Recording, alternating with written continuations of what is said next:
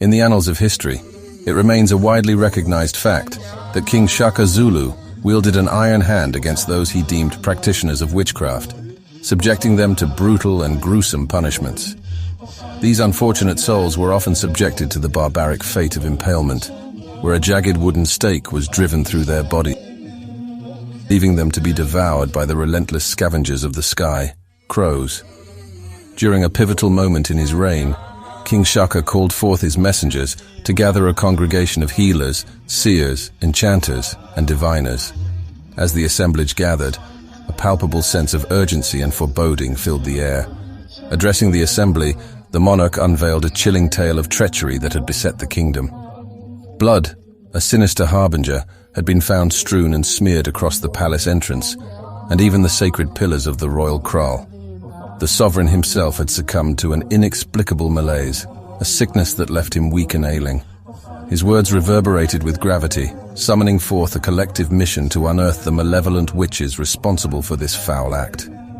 In the hushed and tense atmosphere, the assembly bore witness as King Shaka singled out a seer named Matodlana. With a command, the seer embarked upon an enigmatic dance, succumbing to a trance-like state. In this altered consciousness, Matodlana pointed an accusing finger at none other than one of the king's own chiefs. The seer's voice resonated with certainty, proclaiming that supernatural forces had unveiled the guilt of the accused. This chief, it was revealed, had summoned otherworldly creatures and conducted nefarious rituals under the shroud of night. Subsequent events unraveled in a cascade of accusations and detentions. Shaman after shaman stepped forth, each implicating individuals in the king's inner circle. Among these revelations, a seer named Nobiane emerged as the bearer of an unsettling truth. Trembling with apprehension, she confessed knowledge of the true mastermind behind these sorcerous machinations. King Shaka, his patience worn thin, demanded her revelation. In a heart-stopping moment, Nobiane named none other than the sovereign himself as the orchestrator of the gruesome rite. The room quaked with disbelief until the king's laughter shattered the tension. In an unexpected twist, King Shaka commended Nobiane's candor and turned the tide against the deceitful advisors. Liars met their grim fate, and the kingdom stood shocked by the abrupt turn of events. Beyond the annals of dark intrigues, King Shaka's realm was a tapestry woven with intriguing dimensions. His domain comprised several royal kraals, where the king's concubines resided. One such kraal located in Kangala, now known as Durban. Among the colorful cast of characters was Chief Nzombane, a figure comparable to a charismatic figure of our contemporary times. Revered for his magnetic allure, Nzombane was not immune to controversy. The chief, a man of insatiable desires, was accused of violating the sanctity of the king's chambers by seducing his concubines and defiling maidens entrusted to loyal regiments. In a macabre spectacle designed to unveil these transgressions, King Shaka ordered Nzombane's capture and a peculiar test. Stripped of his dignity, Nzombane faced an unusual lineup of stripped maidens across a river. The task was to discern if his manhood betrayed any excitement, thereby revealing his illicit liaisons. The verdict was delivered swiftly and brutally, culminating in Nzombane's blinding and exile from Zulu territory.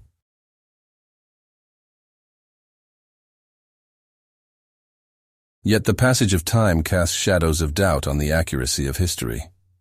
Some historians recount a different version of events, one where Shaka organized a grand festival, extending invitations to various chiefs, among them the captivating Nzombane. Perhaps fueled by a touch of jealousy stemming from Nzombane's success with women, the king's suspicions had already been aroused by reports of his unquenchable womanizing tendencies. The monarch believed such pursuits rendered men weak in battle, a conviction that left him deeply perturbed. As anticipated, Nzombane took the stage, unleashing his mesmerizing rhythmic dance that left the audience awestruck, including the exuberant female attendees, including the king's own sisters. This spectacle, however, irked the sovereign, igniting a fierce indignation within him. The joyous celebration took a bitter turn when, following the king's directives, Sofoko ruthlessly gouged out Nzombane's eyes with a staff. This marked the turning point, compelling Nzombane and his loyal followers to flee from the dominion of the Zulus. Despite this cruel twist of fate that rendered him sightless, Nzombane's prowess in the realm of romance remained undiminished, as he continued to engage in amorous pursuits with remarkable vigor. Upon receiving word of the Queen Mother's ailing health, King Shaka swiftly ceased his hunting activities and hastened back to his home, driven by concern for her. Accompanied by Finn, the king arrived at the Queen's residence on the 10th day of October in the year 1827. Instructing Finn to approach the Queen's chamber and assess her condition, Shaka's heart weighed heavy with worry. Finn, however, held little hope for her recovery, expressing doubt that the Queen would survive the day. In the grip of profound grief, King Shaka withdrew from interaction, consumed by thoughts of the woman who had nurtured him through hardship and sacrifice, ensuring his survival in the world. As the regiment stood assembled, their heads bowed low in sorrow, a sudden and heart-wrenching cry emanated from King Shaka's lips. News of his anguish spread like wildfire across the Zulu kingdom, rallying people from far and wide. The air was heavy with the sound of mournful weeping, a chorus that persisted throughout the night. What began with 15,000 mourners grew to a staggering 60,000 by dawn, their lamentations so intense that some individuals fainted from the weight of their grief. In a tribute to the departed queen, King Shaka ordered the slaughter of 40 bulls, and several of her handmaidens were offered as sacrifices to accompany her spirit into the afterlife. However, amidst the solemnity, malicious rumors began to take root. Rivals and perhaps members of the royal family insidiously propagated false information, accusing Shaka of being responsible for his mother's demise. This vile manipulation sowed seeds of animosity among the people, fostering an atmosphere of hatred.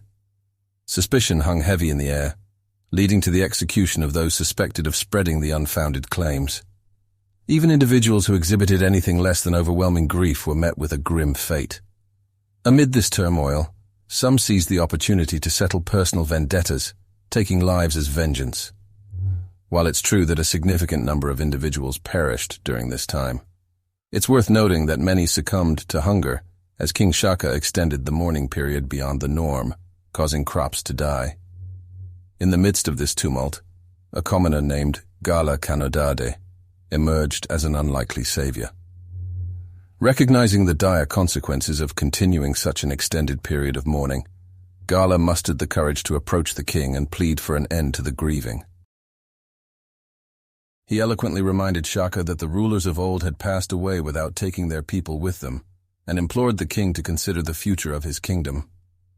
Shaka, moved by Gala's plea, heeded his advice and terminated the mourning period.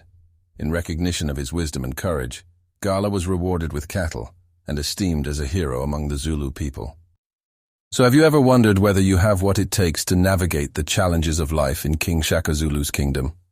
Tell us in the comments section. Please press like, subscribe and ring notification for more content. This is Crimson History.